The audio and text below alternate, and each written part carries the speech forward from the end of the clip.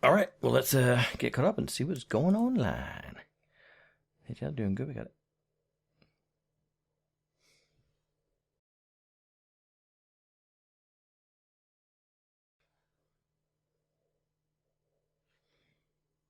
Did you see this? I have 500 subscribers. How did I get I don't know 500 people. Like, I have my mom and my dad and my wife and kids. No, I don't know 500 people. 500 people have subscribed to my channel? That's amazing. That's kind of crazy. It's only been a few months. I'm having fun, and thank you for subscribing. It means a lot to me. As a startup channel, this means a lot. And I mean, obviously, since it's not my, friends and family subscribing, because that's way too many people, maybe I should tell you a little bit about myself. I talked about my name in another video, but maybe it's time to tell you about the man behind the monkey. Well, the long and short of it is, my name is Barry T. Smith, also known as Bearded Coffee Monkey here online, and I'm a child of the 70s and 80s. I was kind of around before the internet, and basically I grew up collecting comic books, watching Star Wars, the original. Han shot first. I was there. I saw it happen in the theater. He shot first, no doubt. So I grew up in the 60s and 70s collecting comic books, watching Star Wars, all that good stuff, Battlestar Galactica, and just, grew up in kind of geeky surroundings. My parents would watch Doctor Who and Ernie Kovacs and Monty Python and all that kind of stuff. So lots of reading going on in our house, lots of fun, nerdy activities and all that. And eventually, when I came time to get a summer job at school for high school, there was a local comic book company in our neighborhood called Comico the comic book company, and or Comico, depending on how you pronounce it. And they were doing titles like Grendel, Matt Wagner's Grendel, Mage, The Elementals, Robotech, all this good stuff happening at the time. So I called up for a job. Maybe they could use some summer help. This would be an awesome summer job. Work at a comic book company. What could be better? Well, being Barry Smith, I called up and said, "Hi, my name is Barry Smith. I was wondering if you have any work you'd like me to do." And at the time, there was a comic book artist, rather famous one, named Barry Windsor Smith. Worked on Conan, X-Men, big leagues. And so, as soon as I called, they forwarded me right to Bob Schreck, the head of the department at the time, head editor. And he's like, "Well, Mr. Smith, we'd love to work with you. What were you thinking about doing? What were you interested in?" And I said, if, you have mail that needs to go out, or boxes to pack, or maybe you need inventory done or anything like that. And there's kind of a stunned silence on the end. I said, "Okay." I said, "Well, are there any personal projects you'd like to work on? Or I'm not sure if I understand the point of this call." And for about a minute or so, we went back and forth like, I don't know, I'm just doing simple stuff. And then I realized Barry Windsor Smith. And I go, oh, wait, no, I'm so sorry. I'm actually Barry Smith, Thomas Smith. I'm a local high school student. I'm looking for a summer job. Oh, okay. And they were a little disappointed. But I got hired anyway. Worked for summer there at Comico. It was amazing. Young man getting to work in the comic field. Kind of an employee. Again, it's fanboy let loose in the, in the house of, where the magic happens.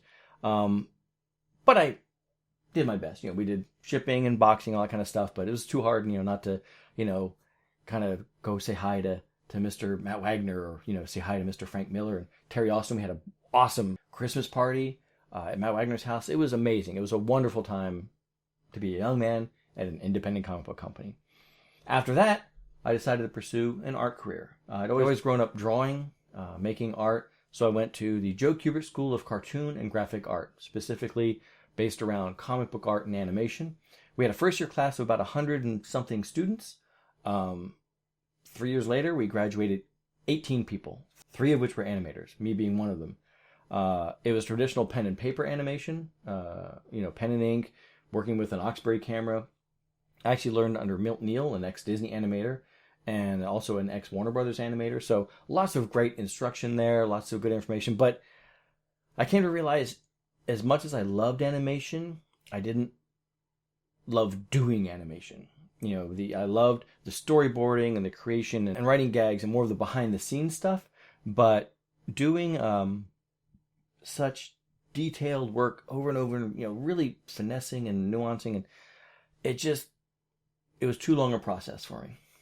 So I ended up getting hired at DC Comics as an assistant editor. Spoke with Denny O'Neil. They had a big portfolio day. The graduates come out. Different companies would come in. Hasbro, DC, Hallmark would come into the school, and we'd show off our wares. And speaking with Denny O'Neil, I mentioned, aside from the art, I'm more interested in behind the scenes and writing and editing and stuff like that. So I ended up getting hired as an assistant editor.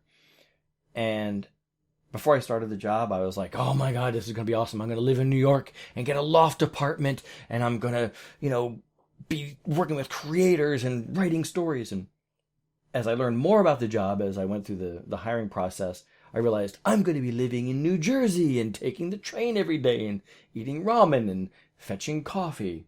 So, still committed to it, but soon after graduation, I was informed by the administration that a company was looking for animators out in California. So I said, you know what, I'll go. I'll check it out. It's a free trip to California. Can't pass that up. So I flew out to California and I interviewed at a company called Sierra Online. It's a computer game company, adventure game company that did games like King's Quest, Leisure Suit Larry, Police Quest, that sort of thing. And I loved it. It was amazing. It's out in the Sierra Mountains near Yosemite. Beautiful area, like working on computer graphics and stuff. I was like, okay, this is kind of cool. I had grown up with an IBM PC Junior, played Zork, text adventure games, but not actual graphical adventure games. So it was new to me, but I thought this is amazing. They were basically moving from 16 color to 256 color.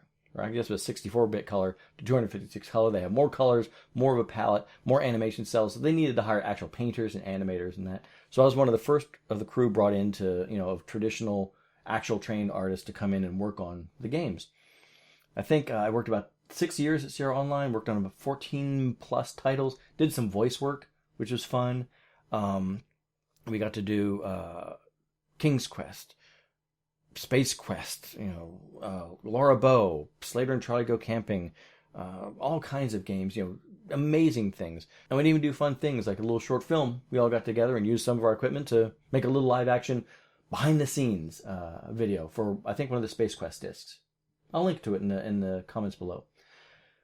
So after Sierra Online, I tried to start my own company for about a year. Me and some friends tried to start a computer game company. And this is before Kickstarter and the internet and, the accessibility and Greenlight and any of this sort of stuff that we have now. If you wanted a 3D engine to build your game on, you had to license it. And even a low-end game was $150,000, $150K. To maybe if you wanted the Unreal Engine or 3D Realms or something, you're looking at $300K. So we were more in the process of designing games and writing them up and coming up with, the work and the pitch and the development and taking it to publishers and trying to find publishers. And met with a lot of wonderful people, but it never really took off. So I ended up moving to the Bay Area and taking a job in the tech sector, working on web pages, HTML, Cold Fusion, doing coding, that sort of stuff. I enjoyed the mix of art and code together to make, all these kind of web properties. So I still had a creative niche I needed to fill, so I started a webcomic, and I called it Angst Technology, based on a small game company that's a startup, which is, kind of my background, working in startup companies, working in game companies, and it was pretty popular. I like to admit, it did pretty well. One of the first webcomics from way back when. I think it started publishing in 2000. Ran for a few years. And I also had worked on Weekend Warriors, which is paintball based, and one called Sorry We're Open, which is two brothers running a comic book store. So I kind of had my creative niche in the creation of webcomics.